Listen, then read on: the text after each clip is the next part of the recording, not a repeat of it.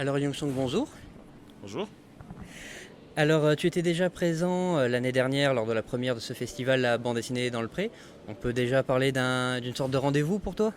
Ouais, sur pas mal de festivals, quand on m'appelle, je suis au rapport. Très bien. C'est toi qui as dessiné l'affiche cette année pour le festival. Tu peux nous en parler un petit peu? Alors tiens, elle est ici. Au niveau de l'affiche en elle-même, c'était Alban qui m'avait contacté pour me dire que le sujet de cette année c'était la préhistoire. Ouais. Moi je suis tout de suite parti sur les dinosaures et pas les âmes de caverne, donc je suis parti un peu plus loin que la préhistoire. Et j'ai fait deux propositions, donc une qui faisait un peu plus Jurassic Park et une qui faisait un peu, on va dire, un dinosaure qui sortait d'une page BD. Et avec Alban, on s'est mis d'accord et on a fait un petit mix des deux. C'est-à-dire qu'on a le côté Jurassic Park avec l'espèce de cercle là. Ouais. Et au début, je l'avais traité un peu plus réaliste. Puis je trouvais que ça faisait pas assez BD, donc j'ai mis un contour noir et j'ai mis ça sur un fond de coucher de soleil pour rendre un peu plus. Voilà. Elle était un peu plus fade au début, hein. Et je l'ai intensifié Ah un oui, peu là, plus. Ouais. là, les péchus, oui. Ah, elle est péchue. Elle était un peu plus fade au début. Très bien, très jolie affiche.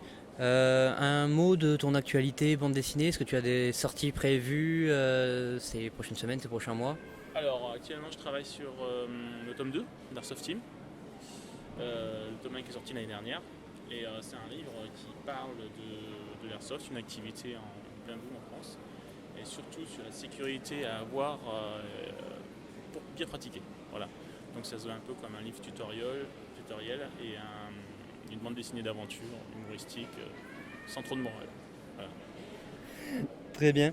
Une petite question un petit peu rituelle qu'on a sur le festival.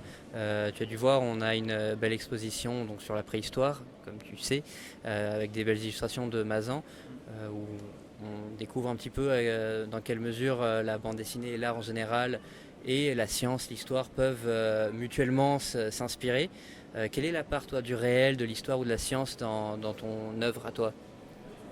Moi, c'est surtout au service de l'aventure en fait. C'est-à-dire, moi, je raconte une histoire et je m'en sers comme appui pour mon aventure. Voilà. Par exemple, sur la BD que j'ai fait dernièrement, c'est vraiment.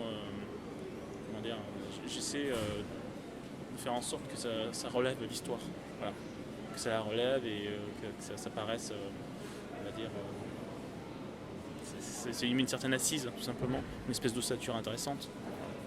Parce que c'est vraiment une activité qui est de passionné et puis en même temps avec beaucoup de codes à respecter. Donc je pense qu'au niveau de l'histoire c'est pareil, c'est des choses, des personnages à rencontrer, qui ont existé, qui ont fait des choses réelles. Voilà. Et là c'est pareil, sur le livre que j'ai fait, j'ai vraiment utilisé ce que je savais dessus. Et je fais en sorte que la personne qui s'y connaisse dise oui, c'est vraiment comme ça Oui. que. Ouais, S'y retrouve. s'y retrouve, ouais, c'est ça, c'est exactement ça. Faut pas faire ce genre de livre sans, comment dire, en ignorant tout l'aspect, on va dire, technique et l'aspect historique. Très bien, merci Young Song Merci à vous, et très bon festival. et à vous aussi.